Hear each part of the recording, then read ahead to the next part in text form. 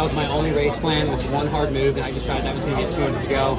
So 200 to go, I just went as hard as I could and passed a lot of guys, and yeah, I was able to get on the podium, which is really exciting. It's a great field, so yeah. Yeah, I think what's really funny now is that I feel like people years back would think of you as like, oh, you're strictly a 1,500-mile guy, and now you became to make your name known in the 10K and 5K and going down to that. How's your mentality changed at this point of your career compared to when you started?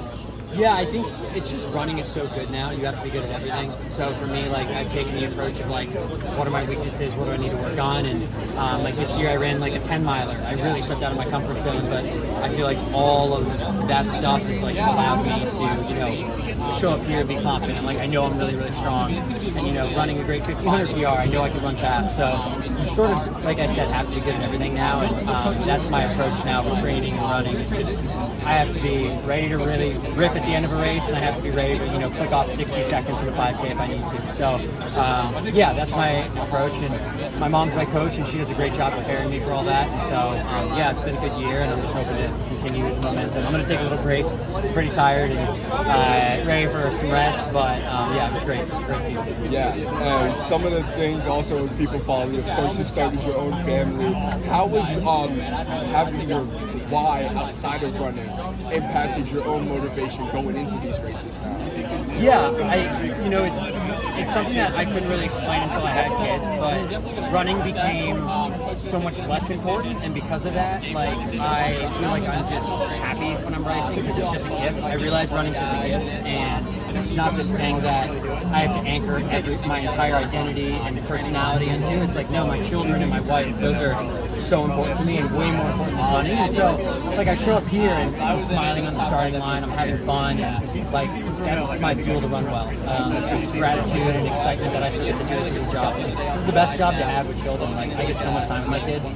Like, I'm living the dream, So, like, there's no reason why I can't have joy out there running. I have so much more to run for. So it's just, it's been a really, like, transformative, thing for watching. Yeah, and I feel like when people think of family, of course, they're going to think of people connected to your DNA, but I think as well, for me being a collegiate athlete, your own teammates, I treat that as my second family. So now, even though you don't have that team and a lead across your chest, how does it feel just knowing that you have such a great network of other runners that you could trust to just talk about races like this and what's going on for you on the mental side of things? Yeah, absolutely. I mean, all my best friends are, guys that I've trained with. Like, when you have, endless amount of time out on the dirt roads, long runs, just sharing with those guys, like, you form a special bond. And so this whole, like, greater running community, it's like, there's so much motivation that I have just to represent running well and just try to grow the sport as much as I can. And so for me, that's, I also feel that when I'm out there. Yeah, and with the sport, there's a lot of leap of faith that you have to take.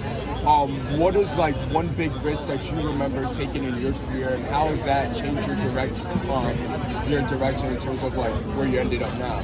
Yeah, I mean, it's funny that you asked that. I mean, I think having a family, is probably the biggest, like, some people it's like, I was just joking with my agent. He goes, when I had a kid, it was, running got harder, I was sleeping less, and so I think there is that fear of, oh, maybe this will actually affect my running, but for me, it's been the opposite effect. Like, my last 2 years have been my best 2 years, and I have, 2 kids under 2.5, so for me, like, it's been, like a risk I took, but that paid off, but, like, I wouldn't change anything for that, like, my children are everything to me, so.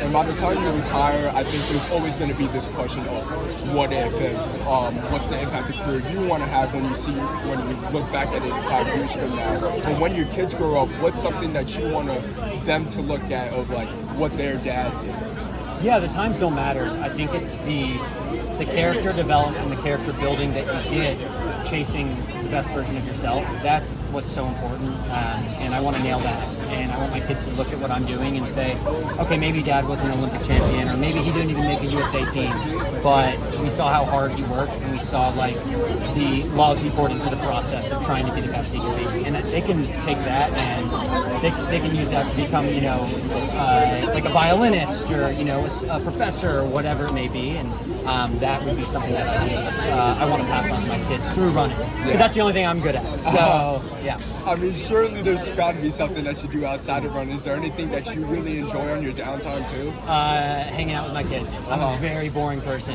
Yeah, I'm with my wife and my family all the time, and yeah, that's pretty much it. Like, I'm going on a camping trip with some of my buddies in a few weeks, so maybe that's something I'd love to explore more of. It's just, I live in Colorado, so it's beautiful. So like when I have time doing, fishing, camping, stuff like that. But really, it's just spending time with them. Yeah.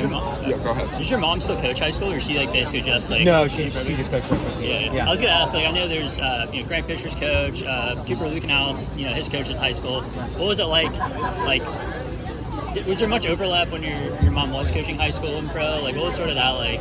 Yeah, dynamic like? I wonder if it's like a trend or anything like that. Yeah, I don't know. I mean, I think like, this is my hot take, but I think like the best coaches out there are high school coaches, and they'll never get the credit they deserve. But the development that you have to have as a high school coach for kids that are 25-minute 5K runners, and also state champions and stuff, like that skill and flexing that muscle is something that pro coaches don't really have to work on. Like, you have the best of the best, and so I think like there are so many underrated high school coaches out there that who could be an amazing pro coaches that will just never have that opportunity.